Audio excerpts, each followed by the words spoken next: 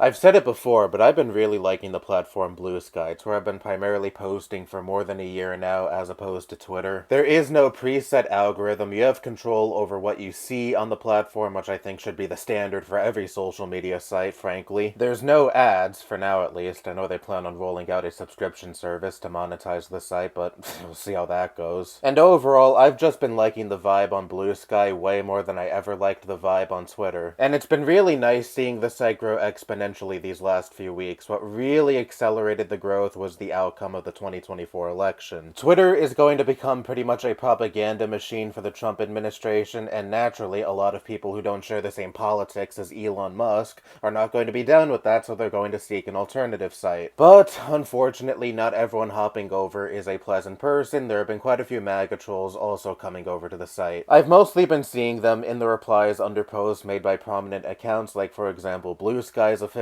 profile, and they spam pretty much exactly what you'd expect. Trump won, keep crying liberals, X will always have more active users than this leftist echo chamber. And more than anything, I just find this funny, granted not for their desired reasons, as in, haha, they're totally owning the libs, but rather it really shows how much of their personality revolves around having to get a rise out of people on the other side of the political aisle. You now have a bunch of quote-unquote coping and crybaby liberals moving over to a different platform, and instead of reveling in the fact that you now have effectively a stronghold on a major social media platform, you also go on to the other platform that you claim is insignificant, will never have the same prominence that Twitter does, all just to own the libs. Very effective usage of your time. And speaking of usage of time, if Bluesky really is this flash in the pan that everyone is going to forget about in 6 months' time and just end up crawling back to Twitter, treat it like the insignificant platform you claim it is. Make your dumb Twitter post saying something to the effect of, look at all these libs who need their safe space after the election,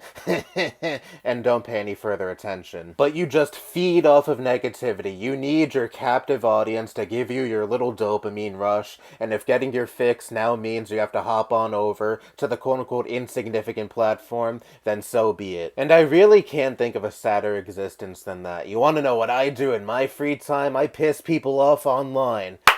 Yeah, great life you got there. But in the end, you also hopping over provides even further legitimacy to Bluesky when it comes to being a viable alternative to Twitter. The site is currently soaring in number of users signing up, and you're only adding to that. Oh, but that's only now. Bluesky is a flash in the pan. It will never have the same amount of active users that Twitter, oh, I'm sorry, I mean X does. Even if Bluesky never receives the same level of prominence Twitter has, fine. It's still a platform I enjoy posting on. I really like the atmosphere of the platform, and that's all that really matters to me. And if you also want to come on over and infiltrate the platform to make fun of the triggered libs, quote-unquote, that's also fine. Bluesky, for the most part, has a pretty good philosophy when it comes to the MAGA morons hopping over to the platform. Block and don't engage. But I still see some people arguing with these Neanderthals, and I'm just like, why? You left Twitter at least partly because of the toxicity that brews on that platform, and is actively encouraged. Why contribute to a hostile environment on the new and upcoming site when that is what you sought to escape from in the first place? If you really want Bluesky to be the Twitter killer, you have to put up with the fact that there will be toxic people who join the platform. This is an inevitability for any prevalent social media site. What prevalent social media site doesn't have its share of shitheads? This doesn't mean you have to pay attention to them whenever you may see them.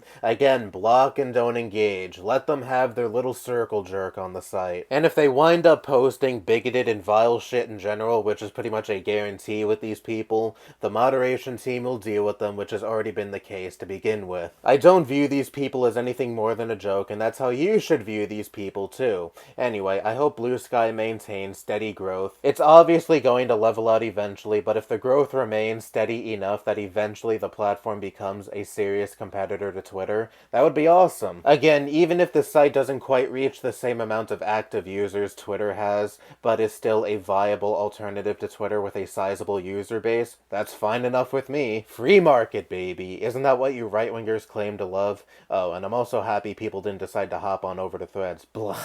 I have Instagram, and that is all the meta I need in my life. Anyway, that's all I have to say. Bye-bye.